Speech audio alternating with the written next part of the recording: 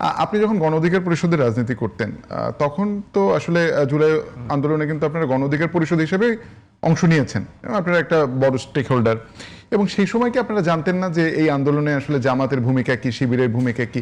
এমন কি আমি বলছি যে এমন কথাও আছে যে আপনারা যখন ডাকসু নির্বাচন করলেন, আপনি জিএস পদে নির্বাচন করেছিলেন এবং আপনার তখন এখন সদ্য সাবেক দলের যিনি সভাপতি নুরুল হক তিনি ভিপি নির্বাচনে জয়ী হয়েছিলেন।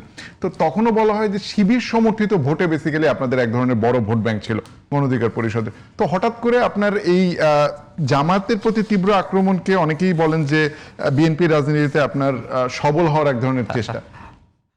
আচ্ছা, আমি এখনো যে টোন টিউনে কথা বলি ওই সময় একইভাবে কথা বলতাম। বিএনপির সাথে 2022 সাল থেকে যুগপৎ আন্দোলন, এরপরে বিএনপির সাথে নির্বাচন করা, নুরুল হক নূর বিএনপি সরকার প্রতিমন্ত্রী আমাদেরকে আসলে জামাত নেওয়ার জন্য চেষ্টা করেছিল।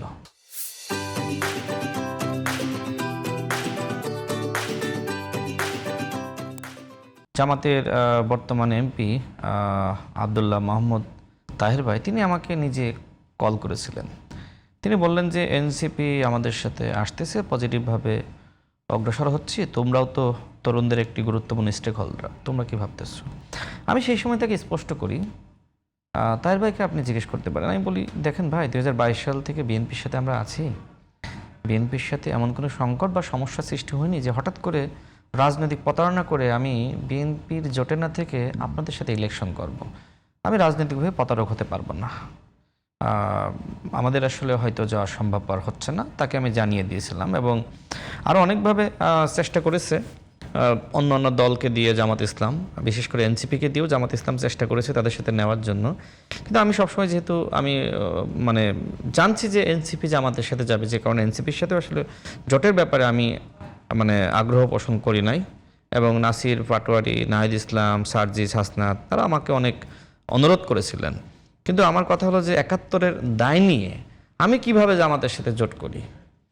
মনিরা শারমিনরাও কিন্তু একসময় প্রতিবাদ করেছিলেন, হয়তো তারা সংখ্যালঘু হয়ে গিয়েছিলেন দলের মধ্যে, টিকে থাকতে পারেননি, যে কারণে আবার ওই দলে নিজের অবস্থান ধরে রাখার জন্য অনেক সময় গা ভাসাতে হয়েছে, ইচ্ছাকৃত বলে আমার কাছে মনে হয় না। তো যাই হোক, জামাত ইসলাম আসলে এই বাংলাদেশে কখনোই ক্ষমতায় আসতে পারবে না।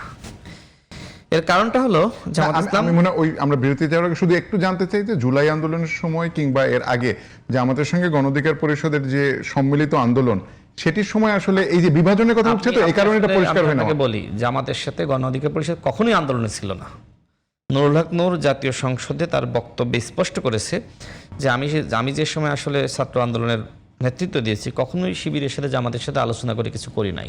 হ্যাঁ, জামাত ইসলাম শিবির তাদের মতো করে আন্দোলনে ছিল, কিন্তু বিএনপির সাথে, বিএনপির নেতৃত্বে 22 সাল থেকে বাংলাদেশে যে যুগপৎ আন্দোলন শুরু হয়, সেই আন্দোলনে জামাত ইসলাম ছিল না।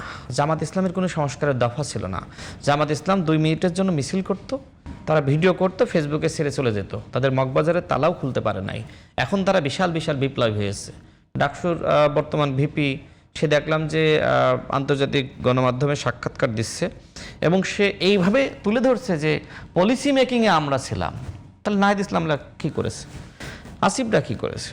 মানে পলিসি মেকিং যদি জামাত ইসলাম করে, নাহিদ ইসলামকে বলতে হবে জামাতের কথা শুনেই কি আসলে তারা নেতৃত্ব দিয়েছে, নাকি তারা ঢাকা বিশ্ববিদ্যালয়ের ছাত্র নেতা হিসেবে তাদের মতন করে আলোচনা করে, হ্যাঁ বিভিন্ন দলের সাথে আলোচনা হইতে পারে, এইটা নাহিদ ইসলামের উচিত ক্লিয়ার করা। হ্যাঁ, নাহিদ ইসলাম অবশ্যই ক্লিয়ার করেছে, কয়েকবার সে সাদিক কায়েমকে নিয়ে ফেসবুকে পোস্ট করেছে যে সে কোনো সমন্বয়ক ছিল না। এখন তারা দাবি করে যে আমরা সমন্বয়কদের সমন্বয়ক ছিলাম, আমরা সমন্বয়কদের বাপ ছিলাম, মানে বাপের থেকে সন্তান যাতে বেশি না বাড়ে, এনসিপিকে তাদের সন্তান মনে করেছিল। তো আই ডোন্ট নো তারা আসলে এই কথাবার্তাগুলো বলার পরেও একসাথে জোটে গিয়েছে। বাট আমি যেটা মনে করি, এনসিপির বড় হওয়া দরকার। বাংলাদেশের যে বাস্তবতা, যদি আপনি মনে করেন আওয়ামী লীগকে রাজনীতি স্পেস দিবেন না, তাহলে এনসিপিকে বড় হতে হবে। আর যদি এনসিপি বড় না হতে পারে, আওয়ামী লীগ ফিরে আসবে মাস্ট, কারণ শূন্যতা কখনোই থাকে না। জামাত ইসলামের মাধ্যমে এই রাজনৈতিক শূন্যতা পূরণ হবে না।